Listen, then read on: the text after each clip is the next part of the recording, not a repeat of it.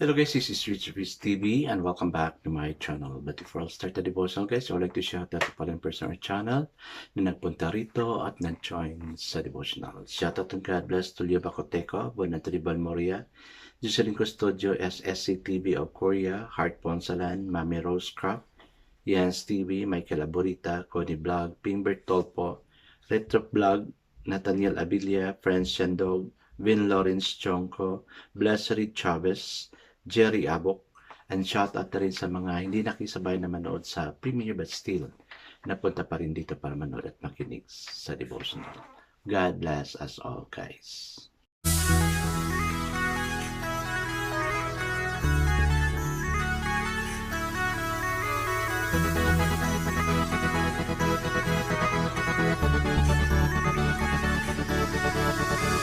Rich TV, where you heard it, number one is on the top. Good advice is will never stop. Rich TV, where you heard it, number one is on the top. Good advice is will never stop. Hello guys, good evening. Are you all excited sa devotional? Ako excited ako guys kasi gusto ko talaga malaman kung ano na namang nangyayari sa mga magkakapatid, no? Na si Joseph as with their father, especially na may pangangailangan yung pamilya. I guess stop for our devotional. Let's open our Bible to Genesis chapter 44 verses 6 to 34 sana, kaya lang medyo mahaba but we'll cut it and up to verse 20, no? Still guys, I'm using the devotional study Bible because the words usually so simplified na maintindihan talaga natin. Okay, the word of the Lord in Genesis chapter 44 verses 6 to 20 says, when he caught up with them, he repeated these words to them. But they said to him, why does my Lord say such thing? To be far it be from your servant to do anything like that. We even brought back to you from the land of Canaan the silver we found inside the mouth of our sack. So why would we steal silver and gold from your master's house? If any of your servant is found to have it, he will die, and the rest of us will become my Lord's slave. Very well then, he said, let it be as you say. Whoever is found to have it will become my slave. The rest of you will be free from blame. Each of them quickly lowered his sack to the ground and opened it. Then the stewards proceeded to search, beginning with the oldest and ending with the youngest, and the cup was found in Benjamin's sack. At this, they tore their clothes. Then they all loaded their donkeys and returned to the city. Joseph was still in the house when Judah and his brother came in, and they threw themselves to the ground before him. Oh, this is the fourth time na nagbow down sila kay Joseph. Joseph said to them, what is this that you have done? Don't you know that a man like me can find things out by divination? What can we say to my Lord? Judah replied, what can we say? How can we prove our innocence? God has uncovered your servant's guilt. We are now my Lord's slave. We ourselves, and the one who was found to have the cup. But Joseph said, far be it from me to do such a thing. Only the man who was found to have the cup will become my slave. The rest of you go back to your father in peace. Then Joseph went up to him and said, please, my Lord, let your servant speak a word to my Lord. Do not be angry with your servant, though you are equal to Pharaoh himself. My Lord asked his servant, do you have a father or a brother? And he answered, we have an aged father, and there is a young son born to him in his old age. His brother is dead, and he is the only one of the mother's son left, and his father loves him so much. Grabe, no?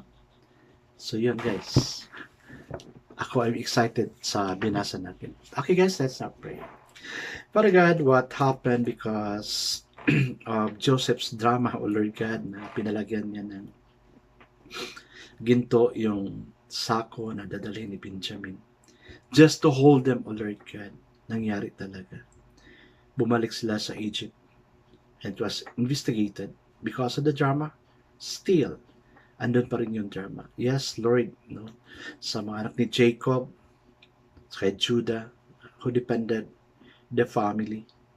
Now, what will they do if their father know na naiwan yung pinakamamahal niya na kapatid ni Benjamin sa inaogad na si kapatid ni Joseph na si Benjamin, through Leah.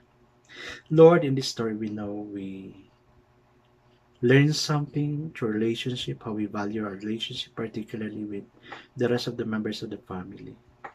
Guide us, Lord, lead us, Lord, manifest in us, that we may learn something from this devotional we have. We commit all these things to you, O God, and so pray. Amen and amen. Alright guys, the focus verse for this evening is found in Genesis chapter 44 verse 9, and it says, if any of your servants is found to have it, he will die, and the rest of us will become my Lord's slaves. So the title about devotion for this evening, guys, is God's Love at Work. Oh, ang ganda, no? Sa title pa lang, parang excited na talaga ako. When the silver cup was discovered in Benjamin's sack, the brothers tore their clothes, an expression of profound grief and sorrow. They all returned to the city.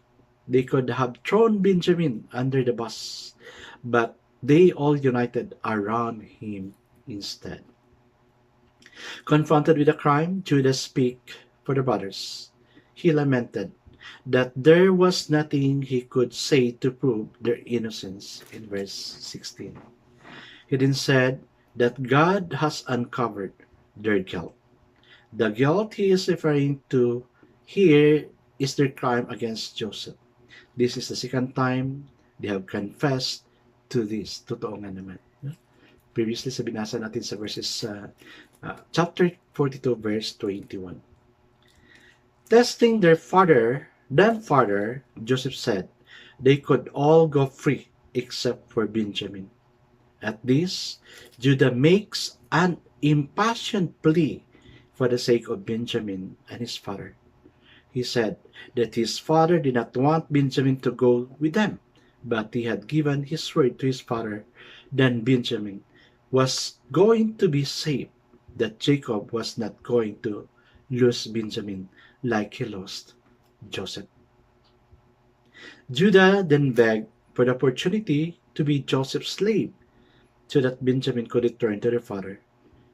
Judah said that he could not bear to see the misery that could come upon their father if he lost another son.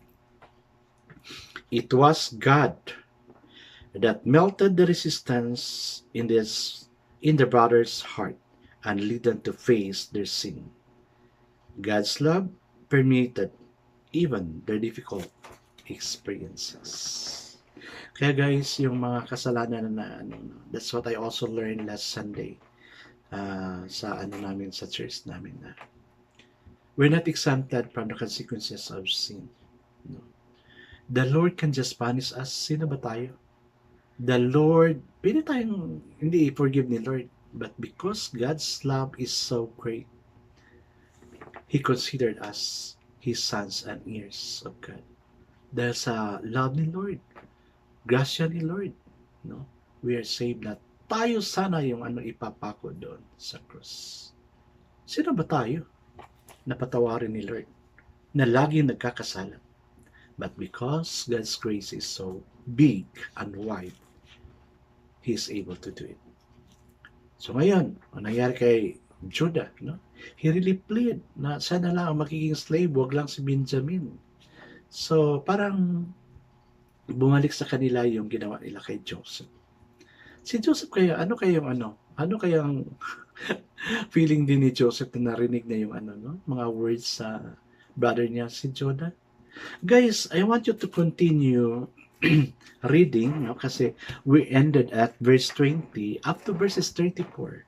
There are still 14 verses para ma-excite kayo, no? Ako, I'm so excited to know more about the story of Joseph. Although I already know, but I wanted to go with you na together we'll learn together kung ano yung nangyayari as a family. Kasi nga, we belong to a family. May sarili tayong pamilya, no? Lalong-lalo na kung may mga ganitong sitwasyon, abangan kung ano yung ang gustong mangyari ni Lord. How would God transform our relationship from negative to positive? Kasi nangyari din yan sa amin, no? Ako, papa ko versus me, no? Nag-rebelde ako, pero later on, we become the closest of friends. Pare ko yan ha, pero siya yung naging best friend ko together with one apo, may pamangkin, yung pinaka batang pamangkin, pinakabunsong pamangkin. So yun, tatlo kami na nagiging friends talaga. Okay guys, may ano siya dito, sabi niya, pray that you will see God's love is at work even during your deepest trial. Oo nga naman. Let's find out. Kasi pag may problema tayo, God is really at work. Hindi pwedeng hindi siya gagawa ng magagawin niya in order to save us. Oh yes, let's now pray. Father, we thank you for how you have been so loving unto us, O God. Despite the sin we have done unto you repeatedly, we sin every day, but yet you graciously forgive us, that if we confess our sin before you. Teach us, dear God, to confess our sins, that we may experience your goodness and grace by forgiving us. Lord, you know that every sin there is still a consequence. That's why, Lord, we pray to please don't give us a consequence na masakit na hindi namin makaya, O God. You love us, O God. You love us, O God. Teach us not to suffer too much of what we have done, Lord. Thank you for forgiving us, O God. Thank you, dear God, for loving us. Amen and amen. Guys, abangan natin yung story ni Joseph. Ako excited talaga ako, no? Kasi nga sabi ko sa inyo, it was prophesied once, no, during an international conference na nasalihan ko, speaker coming from Sri Lanka lumapit sa akin. Siya mismo nasabi, Richard, you will be the Joseph of your family. At nangyari talaga yan. Ikaw, as the Joseph of your family, abangan kung ano yung gagawin ni Lord sa'yo. God bless us all guys, because I know God shall bless us 10 times better. This is again Rich TV. Kita-kita tayo muli tayo sa muli. Paalam!